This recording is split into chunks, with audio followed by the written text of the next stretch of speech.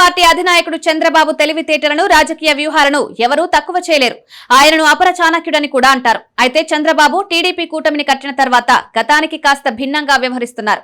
ఆయన ఎక్కువగా జనసేనకు బీజేపీకి ప్రాధాన్యతనిస్తున్నారు. బాబు చూపు ఇప్పుడు వైసీపీ మీదనే ఉంది.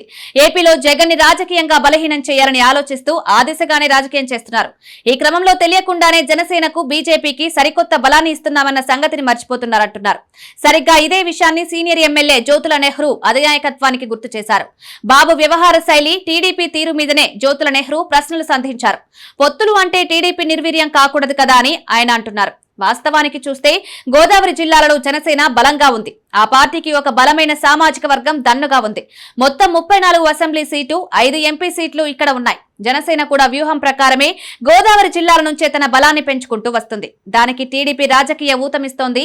జనసేన ఉంది కదా అని ఒక బలమైన సామాజిక వర్గానికి టీడీపీలో మంత్రి పదవులతో సహా కీలక అవకాశాల్లో కోతపడుతోంది. అయితే పొత్తులన్నవి ఎల్లకాలం ఉండవని, బాబు లాంటి వారికి తెలియనివి కావంటున్నారు. ఏపీలో టీడీపీకి వైసీపీకి మాత్రమే ప్రత్యర్థి అనుకోవడం పూర్తిస్థాయి రాజకీయ వ్యూహం కాదంటున్నారు.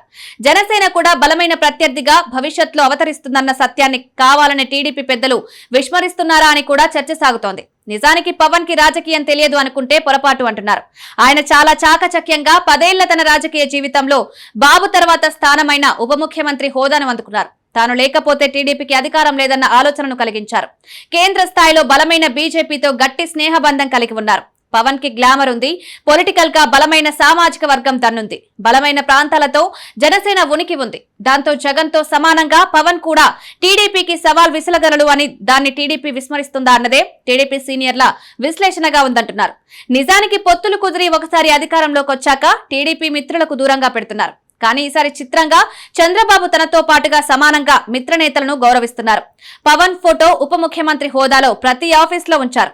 ఏ మీటింగ్ జరిగినా ప్రోటోకాల్ పాటించి పవన్ కి తన పక్క సీటు కేటాయించాలని ఆదేశించారు. జనసేనకిచ్చిన మంత్రిత్వ శాఖలు కూడా కీలకమైనవి అంటున్నారు. నామినేటెడ్ పదవుల్లో కూడా ముఖ్యమైనవి జనసేనకు దక్కాయని అంటున్నారు. ఇలా కేవలం 21 మంది ఎమ్మెల్యేలతోనే జనసేన టీడీపీతో సమానంగా రాజకీయ రాజధాని ప్రదర్శిస్తోంది. పొత్తులు, స్నేహాలు ఇలాగే కొనసాగితే ఏ రకమైన ఇబ్బందులు ఉండవు. కానీ రాజకీయాల్లో దేన్ని శాశ్వతమని చెప్పలేరు. అలా కథ అడ్డం తిరిగితే పరిస్థితి ఏంటన్నదే టీడీపీ సీనియర్లు ప్రశ్నిస్తున్నారు. అందుకే వామపక్షాలను పొత్తు పేరుతో పిలిచి నిర్వీర్యం చేసినట్లుగా మిత్రులను చేయాలని కోరుతున్నారు. కానీ బాబు మాత్రం అలా చేయడం లేదంటున్నారు. బీజేపీకి 2 రాజ్యసభ ఎంపీలు ఇవ్వడం కూడా అందులో భాగమే అంటున్నారు. ఒక్కసారి వైసీపీ గనక ఏపీలో బలహీనమైతే ఆ ప్లేస్ లోకి ఖచ్చితంగా జనసేన బీజేపీ కాంబో వస్తుందంటున్నారు. అప్పుడు వైసీపీ కంటే బలమైన ప్రత్యర్థులుగా వాడిని చూడాల్సి వస్తుందంటున్నారు.